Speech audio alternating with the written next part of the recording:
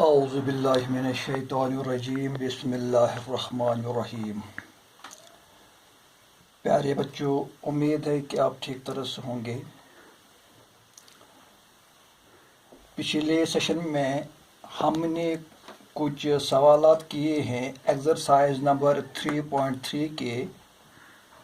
आज इसी का एक और क्वेश्चन है जो हम करने जा रहे हैं, लेकिन क्वेश्चन को हल करने से पहले आपने इस क्वेश्चन को बिल्कुल अंडरस्टैंड करना है, समझना है कि क्वेश्चन हमें क्या कह रहा है।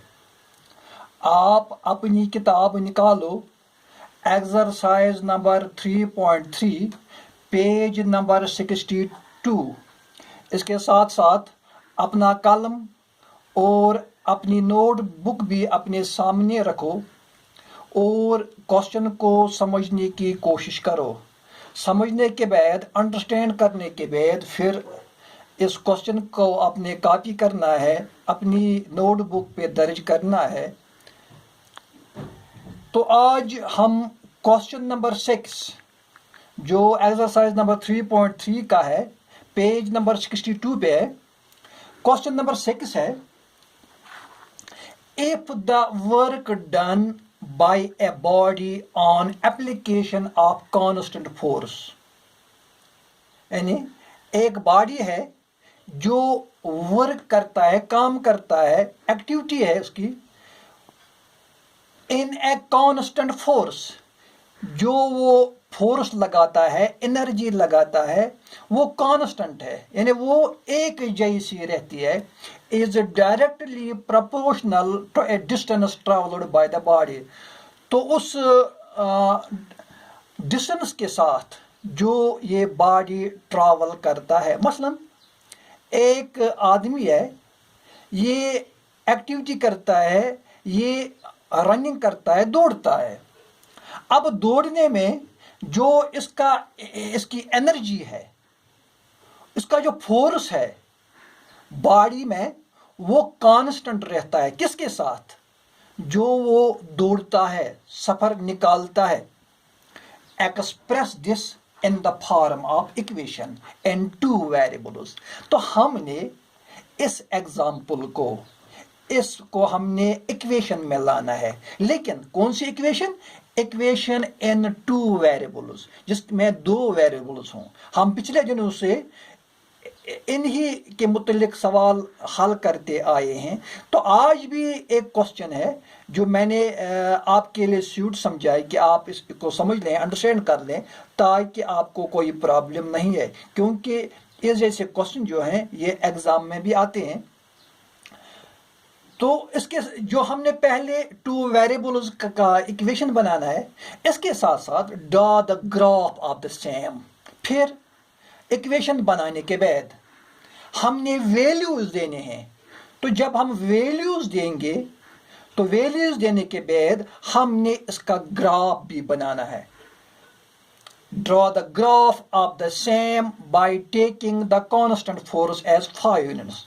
यानी अब इसने दिया है, क्यों दिया है कि जो इस बॉडी का कांस्टेंट फोर्स है वो है 5 यूनिट्स।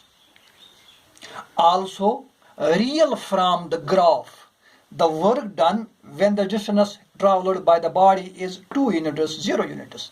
अब इसके साथ साथ और कुछ बातें उसने कही है कि आपने फिर इसको ग्राफ में चेंज करना है।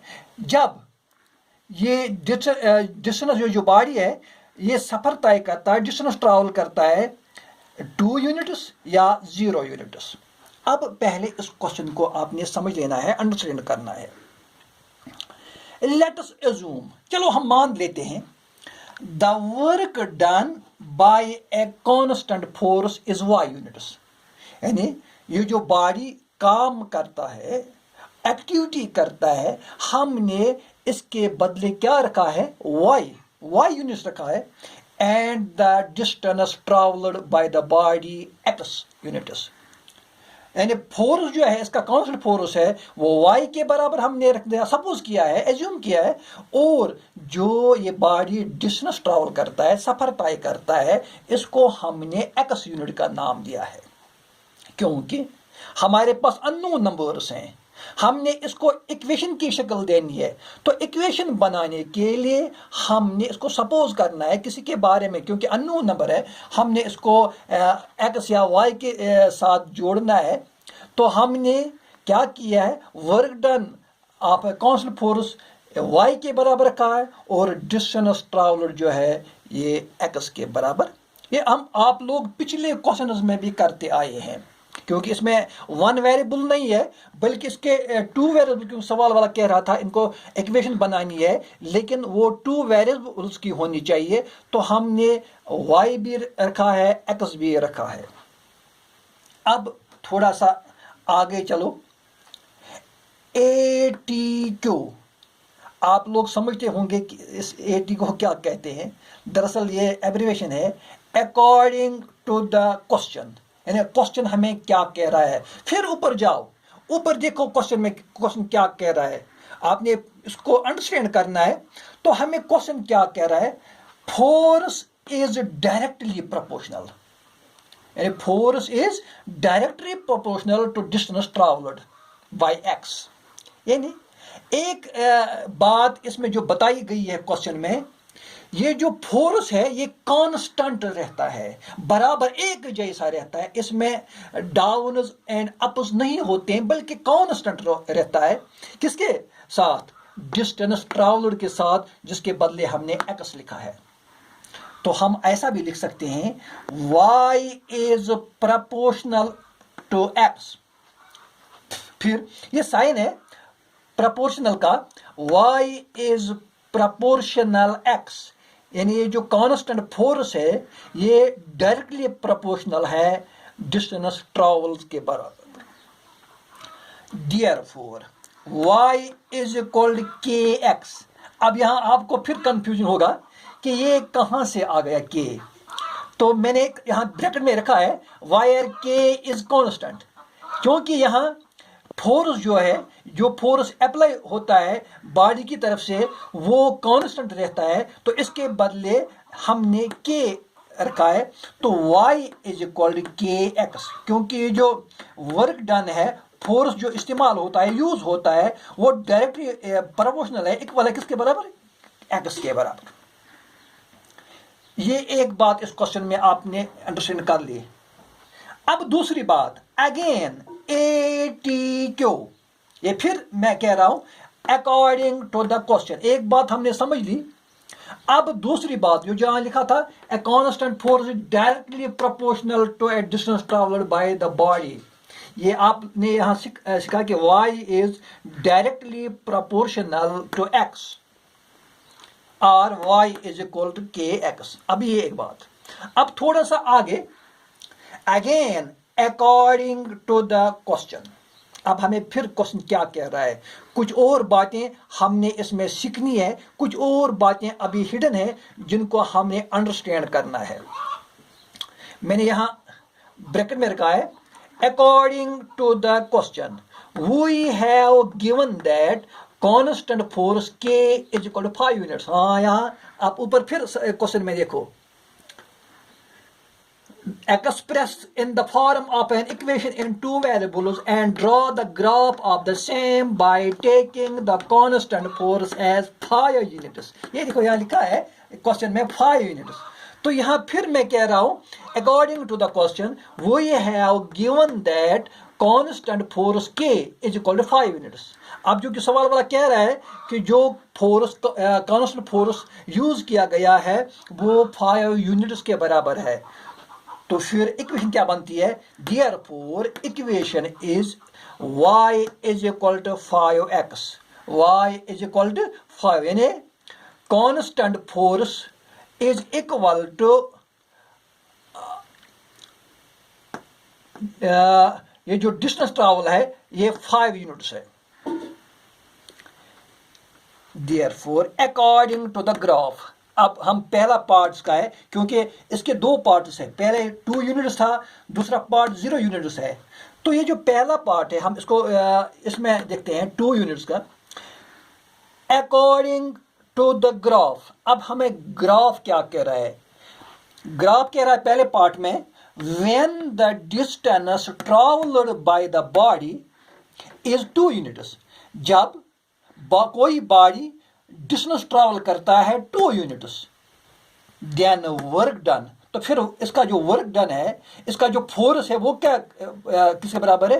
Is 10 units. अब ये 10 कहां से आ गया? जब 2 यूनिट्स, ऑलरेडी 5 यूनिट्स है, तो फिर 2 यूनिट्स हमने दिया है बाद में, तो 2 5s are 10, तो इसका जो वर्क डन है वो चूंकि कांस्टेंट रहता है तो ये 10 यूनिट्स है। इसी तरह दूसरा पार्ट है 0 units. According to the graph again, when the distance traveled by the body is 0 units, जब इसके 0 यूनिट्स है, ट्रैवल करता है यानी कुछ ट्रैवल नहीं करता है, then work done is 0 units. जब बॉडी कोई हरकत ही नहीं करती, कोई एक्टिविटी ही नहीं करती है, कोई हरकत ही नहीं करती है, तो फिर इसका जो डिस्टेंस ट्रैवल है वो 0, क्योंकि जब वो एक ही जगह स्टेशनरी है, बैठा हुआ है, तो काम ही नहीं करता, एक्टिविटी नहीं करता, रन ही नहीं करता है, तो फिर इसका जो डिस्टेंस ट्रैवल है वो भी 0 ही होगा। जैसे 0 × 5 = 0। अब चूंकि इसको हमने ग्राफ की शक्ल देनी है, तो हमने मुख्तलिफ वैल्यूज देने हैं इसके। मसलन मैंने यहाँ कुछ वैल्यूज दिए बाय टेकिंग डिफरेंट वैल्यूज। आप लोग इसका वैल्यूज खुद भी निकाल सकते हैं, क्योंकि आपके पास इक्वेशन है y = 5x, ये इक्वेशन है इन 2 वेरिएबल्स।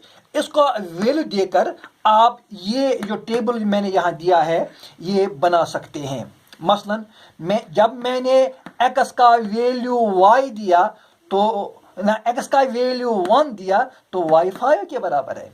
आप लोग इसको अपनी रफ कॉपी पर निकाल भी सकते हैं, क्योंकि आपने इसको अंडरस्टैंड किया है कि कैसे हम वैल्यूज निकाल सकते हैं। तो वैल्यूज के बारे में मैंने पहले भी आपको समझाया है, अंडरस्टैंड कराया है कि हम जब वैल्यूज देते हैं, हम 0 का वैल्यू भी देते हैं, हम पॉजिटिव वैल्यूज भी देते हैं, सपोज 1 2 3 4 5, एंड हम नेगेटिव वैल्यूज भी देते हैं, जैसे -1 -2 -3 -4 -5। इसी तरह मैंने पहले x का वैल्यू 1 दिया, तो y 5 के बराबर है। अब दूसरी बार मैंने x का वैल्यू -1 दे दिया, अब नेगेटिव है ये, तो जब मैंने इसका x का -1 नेगेटिव वैल्यू दिया, तो फिर y -5 के बराबर है। तो एटलीस्ट हमें 2 वैल्यूज चाहिए, तो हमने इसके 2 वैल्यूज दिए हैं। पहला वैल्यू है 1 और 5, दूसरा वैल्यू है -1 और -5। अब हमने इसका ग्राफ बनाना है, तो ग्राफ के लिए आपने 2 लाइन्स देनी है, एक तो हॉरिजॉन्टल है और एक स्लैंट है। तो यहाँ ये लाइन जो है एक्स एक्सिस, इसी तरह दूसरी लाइन जो है ऊपर नीचे वाई एक्सिस। अब हम इस पर नंबर्स भी देते हैं, इस साइड में पॉजिटिव नंबर्स, ऊपर वाले साइड में भी पॉजिटिव नंबर्स, इस साइड में नेगेटिव नंबर्स, और यहाँ नीचे भी नेगेटिव नंबर्स हैं। तो हमारे पास x पहला जो वैल्यू है वो है 1 और 5। तो 1 पहले हम 0 स्टार्ट करते हैं, क्योंकि ये दोनों पॉजिटिव है, तो 1 यहाँ है, यहाँ x एक्सिस पर, तो इसके सीधे में बिल्कुल ऊपर 5 तक पहुंच लीजिए, और यहाँ एक पॉइंट दे दीजिए, यहाँ के एक पॉइंट दिया हुआ है, और मैंने इसका यहाँ ये कोऑर्डिनेट भी लिखा है 1 और 5। इसी तरह दूसरा वैल्यू जो है -1 और -5, तो यहाँ देख लीजिए -1, तो फिर इस लेफ्ट हैंड साइड में जाइए, क्योंकि यहाँ माइनस नंबर्स हैं, तो यहाँ -1 है, यहाँ देखो इसके सीध में बिल्कुल नीचे -5 तक देख लीजिए, बिल्कुल इसके सीध में -1 के सीध में यहाँ भी एक नुक्ता मैंने दिया है, आपने भी देना है। तो यहाँ जो नुक्ता दिया हुआ है ये -1 और -5 के बराबर है। तो फिर इन नुकात को, ये जो मैंने पॉइंट्स दिए हैं, इनको स्केल की मदद से मिलाओ, अपना पेंसिल या अपना कलम और अपनी स्केल उठाओ और बिल्कुल सीधी एक लाइन दे दो इन पॉइंट्स के थ्रू। तो ये जो लाइन बन गई, मैं इसका नाम ए बी रखूंगा। तो ये जो ए बी लाइन है, ये ग्राफ ऑफ द इक्वेशन बन गई। इस तरह से ये जो हमारा क्वेश्चन था, इस क्वेश्चन को हमने पहले इक्वेशन बनाया, इक्वेशन इन 2 वेरिएबल्स। फिर इक्वेशन बनाने के बाद, क्वेश्चन को अंडरस्टैंड करने के बाद, हमने फिर इसको ग्राफ की शक्ल दे दी। तो ग्राफ भी आपके सामने है, इक्वेशन भी आपके सामने है। इस तरह से ये क्वेश्चन हल हुआ। आपने घर पे जाकर, आपने अपने कमरे में बैठकर इस क्वेश्चन को फिर एक बार अपने तरीके से हल करना है, सॉल्व करना है, ताकि अगर आपके अंडरस्टैंडिंग में कोई कमी पेशी रही हो तो वो दूर हो जाएगी। हाँ, अगर किसी बच्चे को कहीं समझ नहीं आता है तो वो मेरे फ़ोन नंबर पर मुझसे राबिता कर सकता है। बस आज इतना ही।